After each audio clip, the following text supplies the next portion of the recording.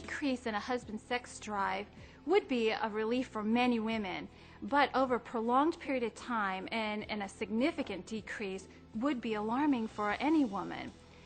I want to caution you, though, when you draw the conclusion that he might be having an affair, to keep that as maybe a possibility as opposed to concluding that as the final verdict. The reason is because of a phenomenon that happens with human beings once they adopt a belief. It goes like this. Once you adopt a belief, most of the time you will look for evidence to support your belief.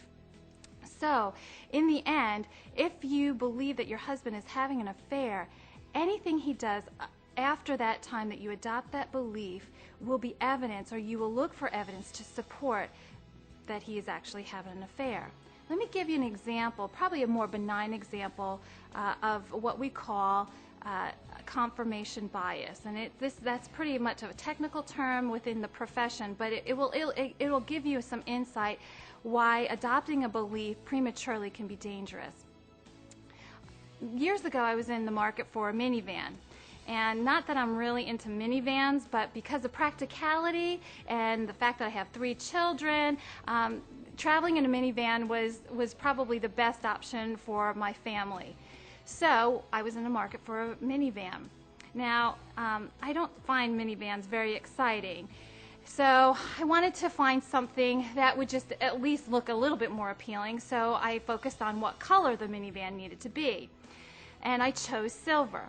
Once I thought that a silver minivan would look better than just a plain old minivan, it was amazing how many times I noticed silver minivans on the road to confirm my belief that silver minivans are, if you would, look better or cool. Now, that's pretty sad, but in the end, it really confirmed my belief, and I actually found myself signing the papers for a silver minivan. Now, that's a pretty benign example, and I believed in the end that for some reason a silver minivan was better than a blue minivan. In the same way, that phenomenon operates when you adopt a negative belief, such as that your husband is having an affair. Now, there can be other reasons why there has been a marked decrease in his sexual desire. Number one, it could be an affair, but number two, it could be a result of some kind of unexpressed emotions that he doesn't really know how to talk about, and it has an impact on his sexual functioning. Another reason why sexual functioning or a decrease in desire is evidenced within a person could be related to a physical issue. Another reason might be related to the side effects to taking some kind of a medication. The last, and it seems to be the most common, is the impact of the aging process. We know that as a person ages, particularly a male, he will notice a decline in regards to his sexual drive and interest. And that is to be expected. But many times men are unprepared for that, as well as women. And so, when you address this topic with your husband, be mindful that there may be other issues in play other than just the possibility of an affair.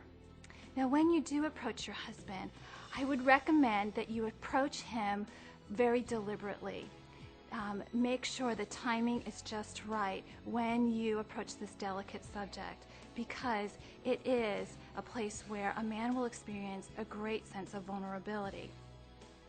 You can do this in a casual way by saying something along the lines of, I've noticed that there hasn't been as much sexual contact or sexual exchange between us, and I've been really curious about that.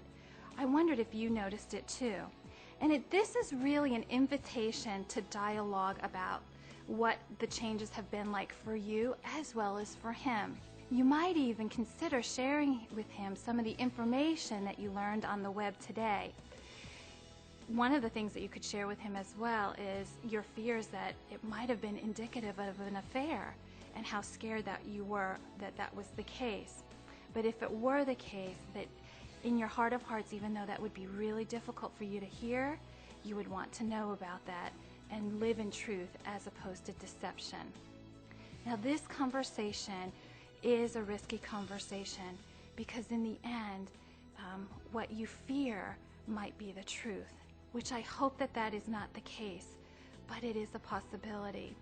So, what I really want you to consider is that before you ever enter this conversation with your husband, that you go to the Lord, first of all, to reveal truth. Give him the responsibility to reveal the truth that you need to know, regardless of what it is. And then rest in his strength and his peace, no matter what the information is, that you could go forward, not alone, but with your Heavenly Father that deeply cares about you.